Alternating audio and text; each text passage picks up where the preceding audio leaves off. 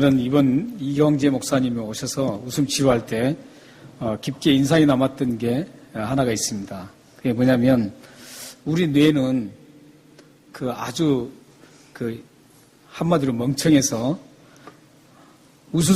그냥 웃으면 진짜 웃음인지 가짜 웃음인지 구분을 못한다 그랬죠. 그래서 우리는 웃으면 자연스럽게 뇌가 이 바보가 돼서 그냥 가짜 웃음인데도 불구하고 웃기만 하면 좋아진다는 것이죠. 건강에도 좋아지고 여러분들의 마음도 좋아지고 생각도 좋아지고 감정도 좋아진다는 겁니다. 그래서 그런 좋아짐 현상을 통해서 다음에 행복이 찾아오겠죠. 그래서 이번에 이광재 목사님 오셔서 말씀하는 가운데서 가장 인상 깊었던 것이었습니다. 혹시 여러분들 거울아 해보셨습니까? 네. 네, 거울아 누가 이쁘니 해보셨어요? 네. 이번에 사실 우리 백종일 집사님이 아주 이번에 가장 은혜를 많이 받으신 분입니다. 그리고 우리에게 정말 백종일 집사님의 저 씩씩한 모습을 우리가 확인할 수 있는 그런 시간이었습니다. 그리고 또 여러분들 혹시 깍꿍 해보셨나요? 또 배꼽 눌러보셨나요? 네. 또 여러분들 시원하게 웃음 한 잔 들이키면서 마시면서 그동안에 쌓였던 세상 나그네 예정에 살면서 지치고 힘들었던 걸 싹 가시는 참 좋은 것 같았어요. 그러니까 여러분들이 힘들고 어렵고 가다 보면 얼마나 힘들고 어려운 일이 있습니까? 근심 걱정도 계속 우리에게 떠나지 않고 우리에게는 계속 찾아오게 되어 있습니다. 어쩔 수 없는 우리가 이 세상 걸어가는 여정에 어쩔 수 없이 부딪혀야만 하는 것들이죠. 그래서 여러분들이 그런 것들을 잊기 위해서 하나님께서 우리에게 웃음을 줬다는 거죠. 그래서 그 웃음을 웃으시면서 스트레스 싹 날려버리시고 이 세상 나그네 여정을 주님과 함께 동행하면서 즐겁게 가는 우리 북패변장로교회 식구들이 되었으면 좋겠습니다. 그리고 여러분들 가정에 늘 웃음꽃이 만발하고 피어서 여러분들의 가정을 보는 모든 사람들이 저 가정이 정말 천국 같다. 그 가정에서 하나님의 그 웃음을 볼 수 있는 그런 축복의 가정이 됐으면 좋겠습니다. 그렇게 되면 곧 그게 그리스도의 편지로서 그들도 하나님을 믿으려고 하는 그런 갈망이 일어나기 시작할 겁니다. 오늘 함께 보셨던 말씀을 여러분 읽으시면서 어떤 감정이 들으셨나요? 이게 딱 읽으면서 처음부터 남편들이 참 좋아했을 것 같아요. 18절에 딱 읽으니까 아내들아 남편에게 복종하라 이렇게 하니까 마음이 시원하죠. 얼마만큼 아내가 순종을 안 했으면 그런 마음이 들겠습니까? 그래서 이걸 딱 보는 순간 집에 가서 한번 내가 풀어먹어야지 하는 분도 계실 겁니다. 집에 가서 내가 이 남편에게 부인에게 오늘 하나님 말씀을 잘 들었나고 확인을 해봐야 되겠다. 이런 분도 계신가 모르겠는데 사실 지금 그렇게 생각하신 분은 이 말씀의 진실한 그 뜻을 이해를 못하는 거예요. 그러자 이제 뒤편의 19절에 보면 이제 아내가 반격을 하죠. 반격을 합니다. 어떻게 반격을 해요? 그러면 당신은 19절을 오늘 잘 들었느냐? 이렇게 하는 거죠. 사랑하라 그랬다. 그리고 또한 괴롭히지 말라 그랬다. 그렇게 이제 반박을 할 수가 있겠죠. 오늘 사실 이 18절에서 우리가 21절을 말씀을 읽었는데 이 말씀을 여러분들이 잘 이행하고 이 하나님 말씀이기 때문에 그 명령에 잘 순종하면서 여러분 가정이 그대로 흘러간다면 여러분 가정이야말로 그야말로 하나님이 주시는 웃음꽃이 활짝 피게 되어 있습니다. 여러분의 가정을 행복하게 하고 웃음꽃을 피울 수 있는 그런 지침이 바로 오늘 말씀이에요. 그러니까 지금 우리가 세컨텀의 주제가 뭡니까? 세컨텀의 가정을 웃게 하는 그리스도인입니다. 그래서 우리가 이 골로새서를 지금 주제로 삼고 골로새 4장까지 있는 이 말씀을 주제로 삼고 지금 우리가 골로새서를 계속 보았습니다. 거기에서 지금 가장 두드러지게 드러났던 건 뭐냐면 이단들이 이 교회에 들어왔기 때문에 그 교회가 어지럽게 되고 그 교회가 어지러움으로 인해서 자연스럽게 가정까지도 끼어지는 그런 현상이 일어난다는 거죠. 그래서 가정이 웃음을 잃어버리는 거죠. 그래서 진정한 가정이 회복되기 위해서는 말씀에 바로 서야 된다는 거죠. 하나님 말씀에 바로 서야만 그 가정이 참다운 웃음을 꽃을 피울 수가 있습니다. 말씀이 흐트러지면 그 가정이 자꾸 영적으로 혼란이 오기 때문에 절대로 우리에게 참된 그 웃음꽃이 피는 가정이 이루어질 수가 없다는 겁니다. 그런데 오늘은 이제 거기에서 한 발자국 더 나가서 이제 그렇게 말씀으로 잘 셋업이 된 가정에 이제 믿는 사람들, 그렇게 하나님의 말씀을 잘 간직하고 있는 가정, 그 가정에게 지금 내리는 그 지침이에요. 그러니까 이 말씀은 예수를 믿지 않는 사람들에게 주는 말씀이 아니라는 거예요. 오늘 우리가 읽었던 28절, 21절 이하에 있는 말씀은 예수님을 믿는 사람, 예수님을 믿고 하나님의 자녀가 된 사람, 그런 가정에게 지금 이 지침서를 주는 겁니다. 하나님을 믿었기 때문에 행복한 가정이 되었지만 이제 더 이 세상에서 더한 행복을 누리고 또한 이것은 단순하게 가정의 행복만을 주는 말씀이 아니에요. 이따 결론적으로 말씀드리겠지만 이 말씀은 우리가 가정을 행복하고 가정을 웃자, 그 말씀보다 더 중요한 말씀이 담겨 있어요. 그래서 이 말씀을 우리에게 주신 거예요. 예수를 믿는 사람들에게 주신 거예요. 그래서 이 말씀을 잘 여러분들이 간직하고 사셔야 돼요. 그리고 실천하고 생활 속에 그대로 말씀을 적용해서 여러분들이 사실 때 어떤 일이 일어나느냐, 기쁨이 일어나고 하나님이 주시는 행복이 활짝 만개하게 되어 있습니다. 그래서 오늘 여러분들이 이 말씀을 좀 잘 들으시고 여러분 가정이, 여기 계시는 모든 가정이 하나님이 주시는 기쁨으로 넘쳐나기를 바랍니다. 자, 그러면 먼저 어떻게 합니까? 아내들아, 남편에게 순종하라, 이렇게 하죠. 여기 오늘 전체적인 문장을 보면 지금 두 개의 그 문장이 지금 묶여 있어요.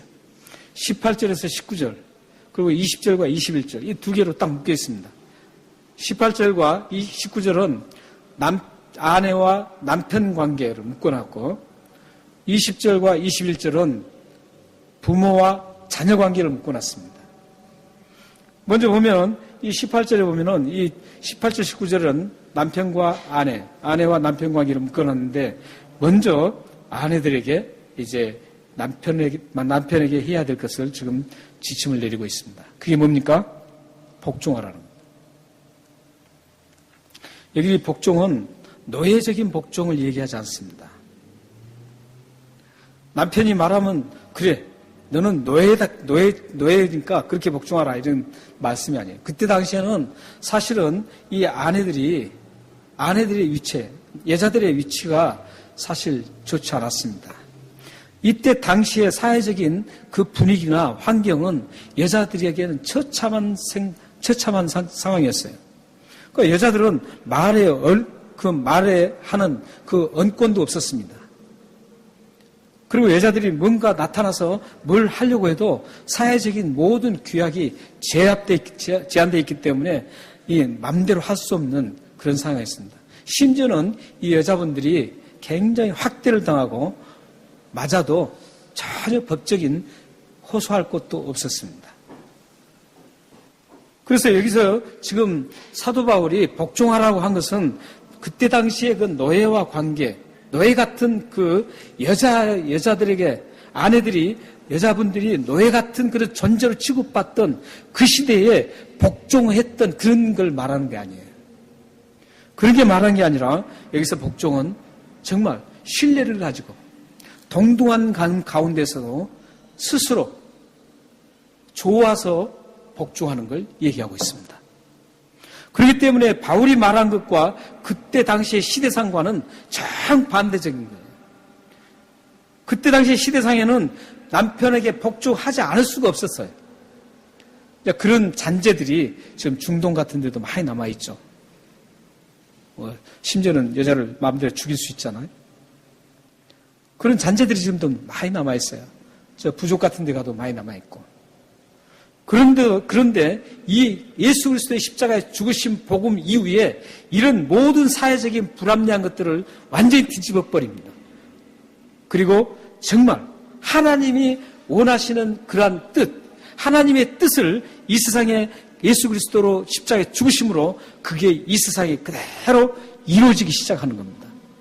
그렇기 때문에 여자분들은요, 사실은 예수 그리스도의 죽으심이 더 감격스러워야 돼요. 예수 그리스도의 죽으심으로 인해서 동등됨을 갖게 됐습니다. 복음이 지금 그런 의미를 굉장히 많이 내포하고 있습니다. 그래서 여기 복종은 그런 노예적인 복종이 아닙니다. 그런데 그 복종해야 할 이유가 뭐라 그러죠? 주 안에서 마땅하다는 거예요. 주 안에서 마땅하다는 거예요. 그렇다면 주 안에서 마땅하다는 이 뜻이 뭘까요? 이것을 이해하기 위해서는 에베소서 5장 23절을 보셔야 됩니다. 한번 읽어보겠습니다. 시작. 이는 남편이 아내의 머리됨이 그리스도께서 교회의 머리됨과 같으니 그가 바로 몸의 구주시라. 이건 지금 어떤 거냐면 창조 질서의 얘기입니다. 하나님께서 창조 질서상 최초에 하나님이 사람을 만들 때도 남편을 먼저 만들고 그 다음에 아내 하와를 만들었습니다. 이게 창조 질서입니다. 이것은 어떤 높고 낮은 그런 질서상이 아니에요. 한 가정을 그리고 이 세상의 모든 질서를 유지하기 위한 방편이었어요. 그래서 여기 보십시오. 남편이 아내의 머리 된다는 거죠. 그러니까 가정의 질서상 얘기입니다. 아내가 밑에 있어서 복종하는 게 아니라 가정의 평화와 가정의 질서를 위해서 아내가 남편에게 순종해야 된다는 거예요. 그 다음에 이제 보세요. 19절에 남편은 더 헤비합니다. 더 무겁게 명령을 내립니다. 아내를 사랑하라는 거죠. 아내를 사랑하는데 사랑하고 또 한 가지를 더 하고 있죠. 뭐라 그래요? 아내를 괴롭게 하지 말라는 거예요. 여기서 아내를 사랑하라는 것은 무슨 사랑이냐면 아가페적인 사랑입니다. 사랑에는 4가지가 있다고 제가 언젠가 설교를 했습니다. 우리나라의 성경이나 영어 같은 love, 사랑 이렇게 표현하지만 헬라어에는 4가지를 표현하고 있습니다. 에로스적인 것, 스톨케, 그 다음에 필리아, 그 다음에 아가페 이렇게 4가지로 표현되어 있습니다. 근데 여기서는 지금 아내를 사랑하는 것을 어떤 사랑을 지금으로 쓰이냐면 아가페적인 사랑으로 쓰여져 있습니다. 대부분 보면은 가정에 에로스적인 사랑을 많이 가지고 있어요. 남편이 아내를 볼 때, 저기 로맨틱한 그 사랑. 세상에서는 그 사랑을 강조합니다. 그러나 성경은 그 에로틱한, 로맨틱한 그런 사랑을 말하지 않아요. 성경은 아가페적인 사랑을 말해요. 아가페적인 사랑이 뭐예요? 자신을 희생하는 사랑이에요. 그러니까 아내를 위해서 자신이 몸을 다 죽는 그런 사랑을 말하는 거예요. 사실 이 말씀을 대할 때 우리에게는 참 헤비하게 다가옵니다. 오늘 이 말씀을 쭉 보면 여러분들 읽으실 때 어떤 감정이 들었어요? 내가 정말 아내를 사랑하는가? 찔림의 현상이 나타나죠. 찔려요. 저도 역시 찔려요. 누구나 다 찔리게 돼 있어요. 안 찔리신 분은 대단한 분들입니다. 그런데 찔려요. 아내에게 잘못해줬던 것, 자녀들에게도 잘못한 것, 이런 것들이 다 이 말씀을 보면 찔려요. 이 찔림 현상은 참 좋은 현상입니다. 만약에 안 찔린다면 그거는 둘 중에 하나예요. 완벽하게 잘했든지 아니면 아주 이런 것에 관심 없이 그냥 네버 마인 이렇게 그냥 난 필요 없다 이렇게 팽개치든지 이 2가지 중에 하나예요. 오늘 이 말씀을 들으시면서 그렇기 때문에 여러분들은 이 말씀을 들으시면서 찔림은 정상적이에요. 그리고 찔림의 강도에 따라서 찔림의 강도가 커야 합니다. 커야만 내가 더 잘하게 되는 것이죠. 그래서 오늘 지금 남편들에게 이 사랑을 강조하고 있는데, 이 사랑은 단순한 어떤 다른 친구와의 관계, 또 뭐 부모와 관계, 이런 어떤 그런 관계가 아니라, 친척과의 관계, 이런 사랑이 아니라, 또 연인과의 그런 사랑이 아니라 아가페적인 사랑입니다. 내 몸을 다 불사르게 죽으면서 사랑하는 그런 관계입니다. 그러니까 이 사랑을 몸을 바쳐서 하는 사랑이죠. 말로만 하는 사랑이 아니죠. 아내에게 저 힘든 것을 내가 몸이 부서지더라도 그 힘든 것을 내가 하는 그 사랑을 말합니다. 우리 자매들은 그런 남편을 찾아야 합니다. 아직 결혼하지 않는 자매는. 그리고 결혼하지 않는 형제는 순종 잘하는 그런 배우자를 찾아야 합니다. 근데 여기 보면 또 괴롭히지 말라 그래요. 이 괴롭히지 말라는 것은 어떤 뜻이냐면 말이나 행동에서 거칠게 해서 상처를 주는 걸 말합니다. 그런 걸 받으면 굉장히 괴롭히잖아요. 어떤 사람을 때리는 것보다도 이 말이라든지 거친 행동, 이런 걸 통해서 더 큰 충격을 받는다 그래요. 그래서 이렇게 괴롭히지 말라는 것이죠. 네. 그 다음에 이제 이 말씀을 하고 나서 이제 자녀들과의 관계를 얘기하고 있죠.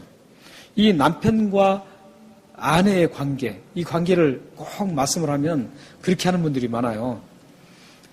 이제 순종 잘하라고 상대방에게 그렇게 얘기합니다. 그리고 상대방에게 사랑을 많이 하라고 그럽니다. 남편이 아내에게 말씀 잘 들었으니까 이제 오늘부터 순종 잘해야 돼. 딱 해요. 그러면 아내는 잘 들었으니까 앞으로 사랑해야 된다. 이런. 그런 얘기가 아닙니다. 이 말씀. 사실 우리가 이제 그 성경적인 가정 틀 세우기를 하거든요. 틀 세우기로 하는데 지금 하고 있는 가정은 김지연 집사님과 이석권 집사님 가정에서 지금 매주 목요일 날 8시에 지금 하고 있습니다. 오후 저녁 8시에 하는데 참 좋아요. 저도 좋고. 두 분은 좋은지 안 좋은지 모르겠어요. 개인적으로 여쭤보세요. 근데 이 성경적인 가정 틀세교를 해요. 가정 틀세교를 하는데 두 기둥이 있어요. 이게 파운데이션. 그러니까 이렇게 틀을 잘 닦아야 돼요. 집을 짓기 위해서는. 틀을 잘 닦고 그 다음에 터 닦은 후에 두 기둥을 세워요. 두 기둥을 세우는데 그게 무슨 기둥이냐면 사랑과 순종의 기둥이에요. 사랑과 순종의 기둥을 두 개를 세우는데 이 두 기둥 중에 하나만 허물어져도 집은 다 허물어지는 거예요. 그러니까 사랑만 많이 받는다고 해서 좋은 게 아니에요. 순종하지 않고 사랑만 받으면 순종의 기둥이 허물어지면 어때요? 사랑의 기둥도 같이 허물어지게 돼 있어요. 그러니까 이 두 기둥이 잘 서야만 가정에 행복하고 웃음꽃이 피어나는 겁니다. 그래서 이 오늘 말씀은 에베소서에도 있는 말씀인데 오늘 말씀은 서로가 당신이 이렇게 사랑하라, 당신이 복종하라 이런 관계의 말이 아니에요. 그런 말이 아니라 내가 순종하는 거예요. 내가 사랑하는 겁니다. 내가 사랑을 듬뿍 주면, 아내에게 주면 언젠가는 아내가 순종하게 돼 있다라는 거예요. 그리고 남편이 사랑을 안 해도 모든 일에 순종을 잘하고 복종을 잘하면 언젠가는 남편이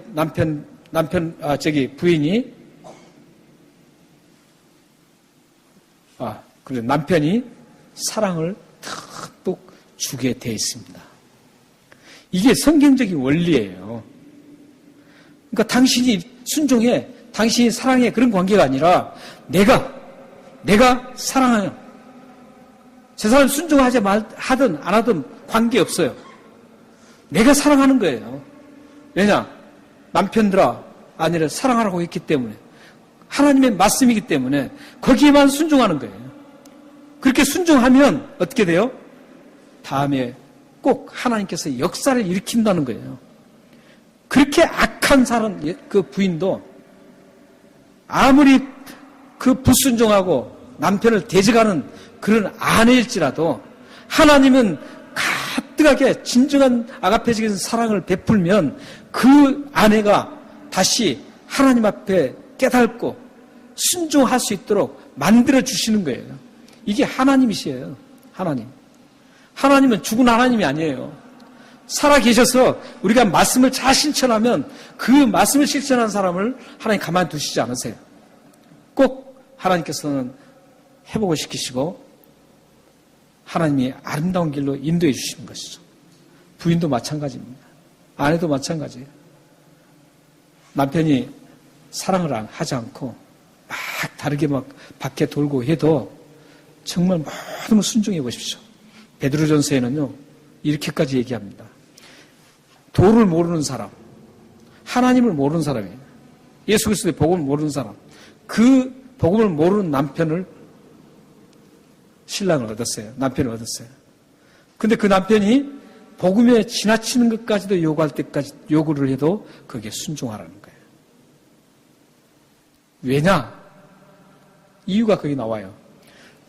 그 순종을 보고 그 남편이 구원을 얻게 된다라는 거. 그렇기 때문에 이 무조건 우리는 나에게 주어진 것, 상대에게 요구하지 않고 나에게 주어진 것을 하나님의 명령이니까 하면 다음에 그것들이 반전이 이루어진다는 거예요. 또 순종했다면 더 큰 순종의 선물을 하나님께서 일으켜 주신다는 겁니다. 그러므로 여러분들이 오늘 이 말씀을 잘 가지고 여러분들이 사시면, 두 부부가 이렇게 잘 살아가시면 분명히 하나님께서 여러분 가정에 기쁨을 허락해 주실 겁니다. 행복한 가정으로 하나님께서 만들어 주실 것입니다. 그 다음에 이제 20절, 22절을 보면 자녀들과 부모의 관계입니다. 자녀들에게 뭘 요구합니까? 순종하라는 거죠. 그런데 여기 사실 원래 헬라의 원문에 보면 어떤 뜻이냐면 여기 순종은 아내가 남편에게 복종하는 것보다 더 강한 표현이에요. 그러니까 자녀들이 아내가 남편에게 순종하는 것보다도 자녀들이 부모에게 순종하는 걸 더 강하게 해야 된다는 거죠. 더 극단적으로 순종해야 된다는 거예요. 그래서 어떻게 해요? 그 앞에 따라오는 단어를 그래서 붙여놓은 거예요. 뭐라고 그랬어요? 모든 일이라고 붙인 이유가 있어요. 모든 일에 순종하라는 거예요. 그렇기 때문에 부모에게 모든 일에 순종하라는 것은 어떤 나에게 제한적인 순종, 부모가 나에게 내가 생각했을 때 옳지 않다, 그러면 순종하지 않는다, 이게 아니라는 거예요. 성경이 지금 하나님이 말씀하는 것은 부모가 그릇된 것을 얘기해도 순종하는 자세를 유지하라는 거예요. 그리고 나서 정중하게, 지혜롭게 그것을 거절할 수 있어야 되는 거죠. 근데 대부분 자녀들이 그러잖아요. 잘못하면. 어떤 자녀들은 그러잖아요. 부당한 거 딱 하면 그건 부당한 거잖아. 안 해. 딱 그러잖아요. 그게 아니라는 거예요. 그게 아니라 그러냐고. 알았습니다. 한번 생각해 보겠습니다. 최소한 내가 해보겠습니다. 이런 접근을 하라는 겁니다. 그래서 부모에게 모든 것을 순종하라는 것이에요. 왜 순종하라 그러죠? 주 안에서 기쁘게 하는 것이라. 그러니까 하나님이 기쁘다는 것이에요. 기쁘게 하는 거예요. 사실 하나님을 기쁘게 하면 어떤 일이 일어날까요? 손해되는 일이 일어날까요? 아니죠. 하나님을 기쁘게 하는데 하나님께서 그래, 너 더 그냥 처참하게 만드실까요? 아니에요. 하나님을 기쁘시게 하면 하나님의 그 기쁨을 통해서 풍성해요. 이루 말할 수 없어요. 그 중에서 가장 다가오는 게 평안이에요. 평강이 있을지어다. 평안이에요. 그리고 에베소서 6장 1절에는 약속을 또 딱 하죠. 이렇게 부모에게 순종하는 자녀들에게 약속을 합니다. 에베소서 6장 1절에. 어떻게 약속합니까? 이 땅에서 장수하는 복을 준다는 것.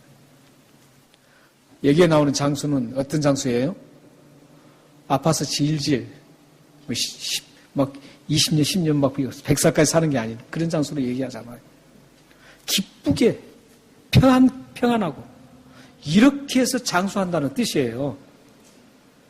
아프면서 막 힘들게 장수해봐야 아무 소용없어요. 그러니까 에베소 6장 1절 말씀의 장수는 순종하는 자녀에게 장수의 복을 주는데 그 장수의 복이 뭐예요?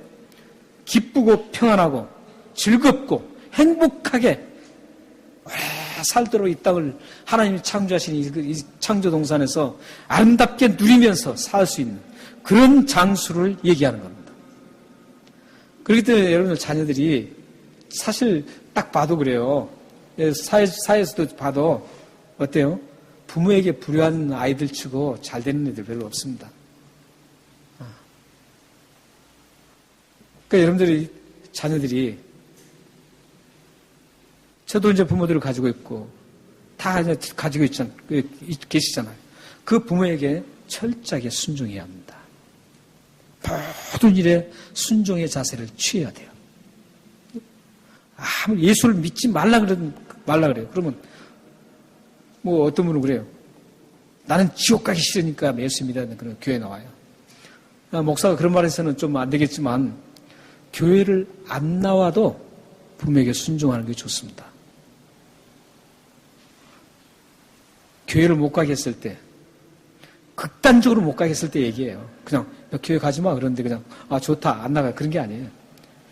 저는 제가 청년부 회장으로 옛날에 강서중앙교회라고 신월동에 있을 때 그 청년부 회장할 때 그런 친구를 저는 만났어요.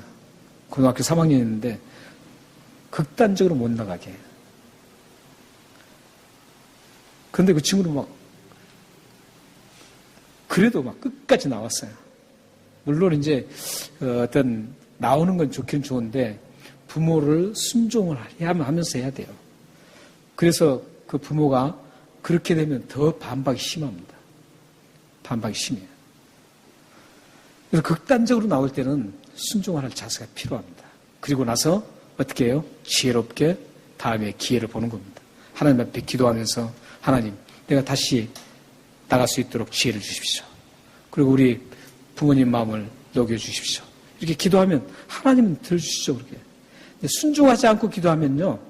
하나님 기도가 응답되기 쉽지 않습니다. 왜냐하면 하나님 명령이 있기 때문에 그래요. 이 명령이 없다면은 순종하지 않고 기도해도 응답이 되겠죠. 그러나 이 명령은 순종을 하면서 해야만 응답이 있습니다. 그래서 부모는 부모에게 순종하면 하나님의 기쁨이 돼요. 이 말은 어떤 뜻이냐면 하나님의 엄청난 그 권위와 하나님의 위대하심 이런 모든 것들이 부모의 순종을 통해서 드러난다는 거예요. 부모님은 하나님의 대행자예요. 하나님께서 직접적으로 우리를 통치할 수 있을지만 아버지라고 한 이유가 있죠. 우리 부모는 하나님께서 세우신 거예요. 세워서 하나님의 대행자로서의 역할을 이 땅에서 하도록 만드신 거예요. 그래서 여러분들이 하나님을 잘 섬긴 사람은 부모에게 잘 순종을 해야 합니다. 이제 부모에게만 얘기하지 않죠. 이제 아비들아, 그런데 여기 사실 아비들은 양육을 하는 사람들아 이런 뜻이에요. 그렇기 때문에 엄마도 다 들어가는 겁니다. 부모예요. 아비들아, 너희 자녀를 노엽게 하지 말지니 낙심할까 하니라. 노엽게 하지 말라는 거예요. 그 자녀들을 사실 이런 부분들에 우리가 참 약한데 저도 약하고요. 자녀들을 사실 노엽게 해서는 안 되거든요. 근데 저는 또 그게 노여운 건지 아닌 건지는 모르겠어요. 아침에 이제 은혜가 자고 있으면 참 귀여워요. 그래서 막 건드려요, 제가. 막 건드려요. 신경을 팍 내요. 그게 노여운 건지 아닌 건지 확실하게 아직은 제가 판단을 못합니다. 저는 노여운 거 아니라고 생각하거든요. 근데 우리 집사람은 자꾸 그 노여운 거라고 생각하거든요. 근데 이제 일단 자녀들에게 어떤 그 노여움 그 자체는 안 좋은 것 같아요, 저도. 예. 자제하려고 하는데 잘 안 돼요. 예. 그래서 그런 것보다도 더 노여워하는 것들이 있죠. 자녀의 그 마음을 상하게 하는 것. 이게 노여워하는 것. 그러니까 자녀들이 굉장히 그 마음이 상해서 있는 그런 자체가 노엽게 하지 말라는 거죠. 노엽게 하면은 그 결과가 어떻게 된다고요? 낙심할까 한다. 그렇죠. 그러니까 우리는 하나님이 주신 청직이에요. 자녀들은 하나님이 맡겨주신 하나님의 자녀 아들, 딸인데 그걸 잠시 우리에게 맡겨줬어요. 그래서 그 청직의 역할만 하면 되는 거죠. 그리고 이제 그 청직의 역할은 어떤 건가요? 주인의 뜻이 있어요. 하나님의 뜻이 있어요. 그 아이를 향한 하나님의 뜻이 있는데 그 하나님 뜻은 다 무시하고 자기 뜻을 그 아이에게 펼치려고 하는 거죠. 쉽게 말하면 공부를 막 시키는 이유도 그거잖아요. 공부를 막 시키는 이유도 하나님 뜻은 다른 데 있을 수 있어요. 공부만 잘한다고 했으면 다 되나요? 아니잖아요. 하나님은 역사적으로 기독교 역사 보면 공부 못했던 사람을 하나님은 더 위대하게 사용하셨어요. 대단하게 사용하셨어요. 그런데 우리는 이 아이가 공부를 잘하면 의대나 법대를 딱 생각하죠. 그래 그쪽으로 막 밀죠. 그 아이는 싫어서 막 안 가려고 그러는데 하나님 뜻은 헤아리질 않죠. 그러니까 우리가 모든 것들이 그래요. 자녀들은 이 자녀가 지금 어떤 하나님의 뜻을 성취할 수 있는 아이인가, 어떤 부분에서 하나님의 뜻을 성취할 수 있는 그런 은사를 가지고 있고 달란트를 가지고 있는가, 이걸 먼저 파악하고 그 아이를 그렇게 잘 그 달란트, 하나님 주신 거니까, 하나님께 뜻이니까 그것을 잘 활용할 수 있도록 가야 된다. 공부를 아무리 잘해도 운동에 달란트가 있고 그 운동을 통해서 이 아이가 더 즐거워한다면 그 하나님의 뜻이 은사가 또 그런 쪽이라면 그쪽으로 달란트가 그쪽이라면 보내야 되는 것이죠. 근데 은사와 달란트는 다르다고 그랬죠. 은사는 하나님을 믿는 사람에게만 줍니다. 그러나 달란트는 하나님 믿든 안 믿든 다 주는 거예요. 축구를 잘하는 거, 뭐 그림을 잘하는 거. 예수 믿는 사람만 주면 안 되잖아요. 그건 달란트예요.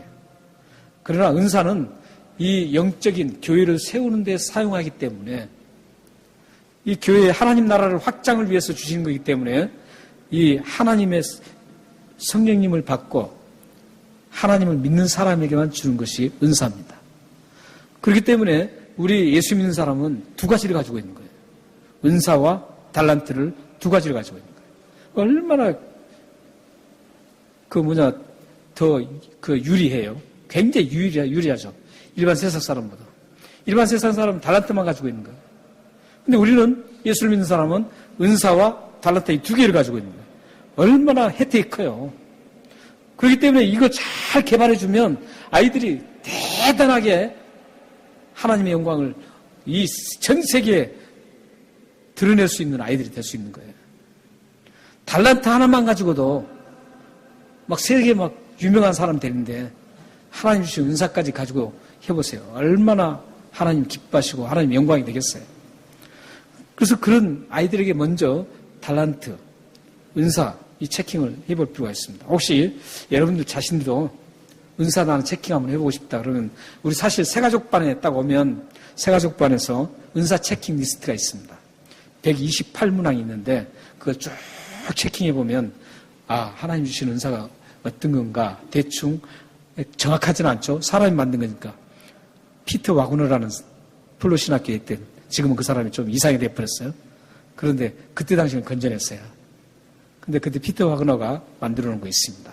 혹시 여러분들 필요하시면 제가 드릴 테니까 집에서 가족끼리 한번 체킹해 보십시오. 해보시면 이런 은사가 상당히 많이 접근성이 좋아요. 그걸 한번 딱 체킹하시고 나는 이런 은사를 가졌구나. 은사가 28가지가 있는데 은사를 이런 걸 가졌구나 해서 그쪽으로 계속 개발해 나가야 돼요. 은사는 개발하지 않으면 달란트도 마찬가지죠. 개발하지 않으면 그 개발이 안 돼요. 그래서 이렇게 아이들에게 그런 은사 쪽으로 해서 계속적으로 가야 되는데 하나님의 그 자녀인데도 불구하고 하나님 자녀는 그 자녀에 대한 하나님이 계획이 있고 그 자녀를 어떻게 하나님의 영광을 위해서 사용할 그 계획서에 다 있어요. 그런데 그 하나님의 계획은 다 뭉개버리고 내 부모의 계획대로 얘들을 끌고 가는 거죠. 그렇기 때문에 여러분들이 기도 많이 해야 돼요. 자녀를 위해서.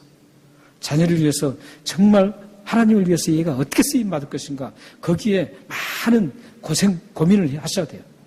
그냥 세상 사람들이 막 이렇게 하니까 그래 나도 그렇게 따라간다. 그게 그리스도인이 아니잖아요. 그것은. 그리스도인은 그렇게서는 안 되죠. 세상을 오히려 끌고 가야 되는데 세상에 끌려가는 그리스도인은 안 되죠. 그래서 여러분들의 그 자녀들 그렇게 하지 않고 억압으로 막 끌고 갔을 때 일어나는 게 그들에게 낙심이 온 거예요. 이 낭망하고 낙심하는 아이들은 미래가 없습니다. 아이들을 너무 거칠게 다루면 아이들이 낭망합니다. 그리고 자기가 좋아하지 않는 그런 쪽으로 끌고 가면 아이들은 자꾸 실망하고 낭망합니다. 그래서 여러분들이 이 부모와 관계 속에서 관계를 잘 맺으면 여러분의 가정에 통해서 하나님이 주시는 웃음꽃이 가득하게 피어나게 될 것입니다.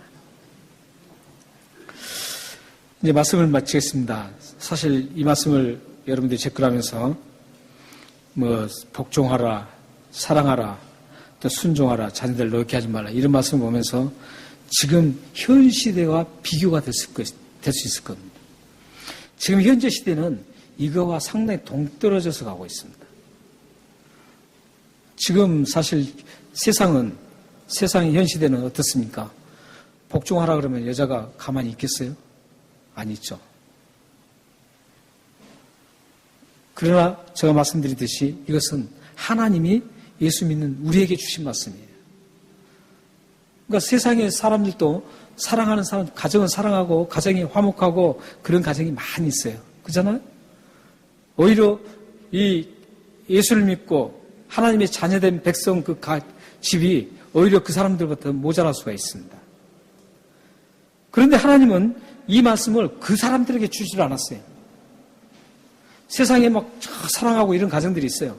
있는데도 그 사람들에게 주지 않아요. 이 말씀을. 이 말씀은 우리에게 주시는 거예요. 우리가 좀 부족해도 예수 믿는 가정이 좀 부족하고 순종과 사랑과 갈등이 심하고 자녀들이 순종을 덜 하고 이래도 이 말씀은 하나님을 믿는 가정에게 주신 거예요. 이 말씀은 가정에 주신 이유가 있어요. 왜 그랬을까요? 1차적으로는 이 말씀을 잘 실천해서 하나님의 영광 실천해서 웃음꽃이 피어나고 행복한 가정이 되기를 원하는 하나님의 마음이 담겨 있어요. 그러니까 여러분들이 이 말씀대로 잘 실천하면 가족과 아내와 남편, 부모와 자녀들 관계가 이대로만 잘 실천되면 정말 행복한 가정이 될 수 있습니다. 그렇게 되면 얼마나 좋겠어요. 그런데 이 목적보다 더 위대한 목적이 있습니다. 어떤 목적인 줄 아세요? 여러분의 가정이 행복하고 즐겁게 지내는 거 하나님 좋아하시지만 그보다 더 큰 위대한 하나님의 계획과 목적이 있어요. 이 말씀을 한 이유가 그것은 하나님의 영광, 천국을 보여달라는 것이죠. 여러분의 가정을 통해서 천국의 모습을 볼 수 있도록 많은 사람들에게 볼 수 있도록 하라는 거예요. 그래서 그 천국을 소망하도록 만드는 거예요. 여러분들이 이런 가정이 아름다운 가정이 되면 다른 사람들이 어떻게 해요? 보고 예수 믿으니까 저렇게 되는구나.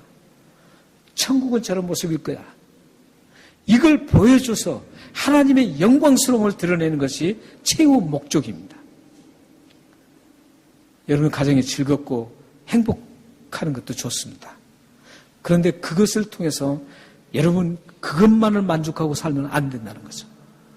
여러분들이 그 모습을 통해서 많은 사람들이 하나님을 알고 천국의 모습을 상상해 볼 수 있는 그런 가정을 위해서 이 말씀을 주셨습니다.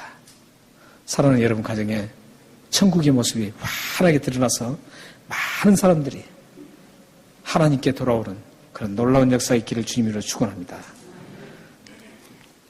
마지막으로 우리 마태복음 5장 16절을 한번 읽겠습니다. 다 같이 읽겠습니다. 시작. 이같이 너희 빛이 사람 앞에 비치게 하여 그들로 너희 착한 행실을 보고 하늘에 계신 너희 아버지께 영광을 돌리게 하라. 너희 착한 행실이 뭘까요? 여러 가지가 있습니다. 그 중에 순종, 사랑, 이런 착한 행실, 자녀를 노엽게 하지 않는 그 착한 행실, 또 아내를 괴롭히지 않는 착한 행실, 이런 모든 것들이 착한 행실이 있습니다. 저런 착한 행실을 여러분 가정에 펼치면 결론적으로 어떻게 돼요? 하나님 아버지께 영광이 돌아갑니다. 기도하겠습니다.